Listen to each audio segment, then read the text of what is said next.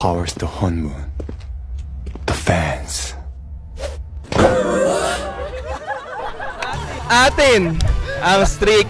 Hey, what is up USC? We're back with another episode of Streak. Ang laro susubok sa inyo pagkatamasino. At syempre kasama nyo ngayon your hashtag one and only Gino from K-pop Demon natin. Joke lang. It is your hashtag one and only Cody Wang, of course. Kasama natin dito ang mga students from 1E! 5E!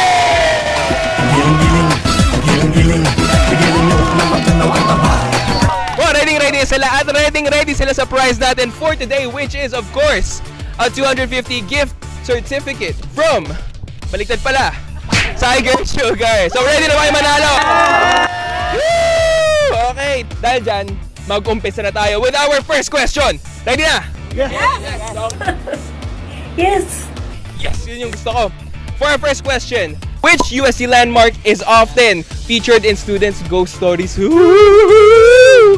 So, shared every Halloween with tales of mysterious footsteps and wartime spirits. I think alam na natin yung mga Tomasians, guys. Alam niyo ba? Hindi po, ate! Hindi. Kasi ito ang main building! Tama! Yahoo! Ayan! So kayo, may personal ghost story ba kayo dito? Wala naman, no? Ay, meron? Meron akong nais. Kalimutan na natin ang pass at mag-move on na tayo sa second question natin. True or false? Pangangaluluwa is a modern Halloween activity introduced by Americans after colonization. Is it true or false?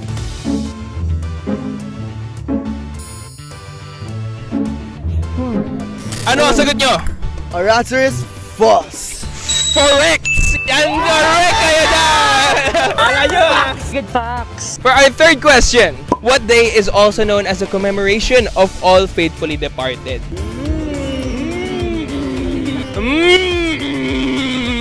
It is Oh, Souls Day! Ayan! Alright! Correct tayo dyan! Correct ka dyan, partner. Pero move on na tayo sa fourth question natin kasi palapit na palapit sa inyo ang prize natin for today. So when is the official Undas break in USC for the school year of 2025 to 2026?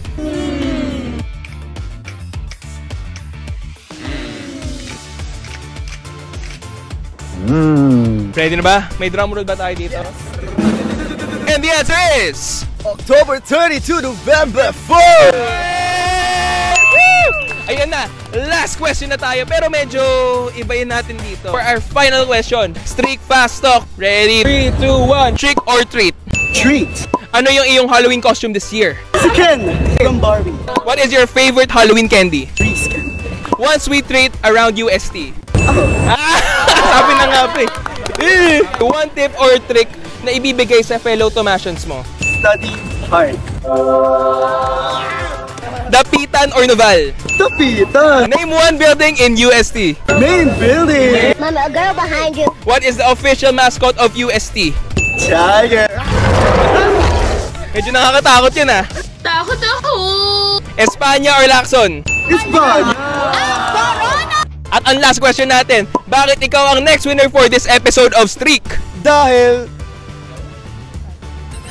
ako na to eh!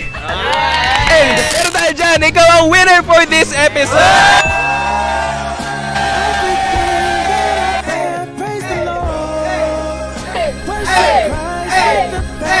Pero wait lang, kasi baka ikaw ang susunod nating winner, kaya abangan nyo na lang kami sa mga susunod na episode ng Streak. Ano rin susubok sa inyong pagkatamasino. Thank you everybody! Woo!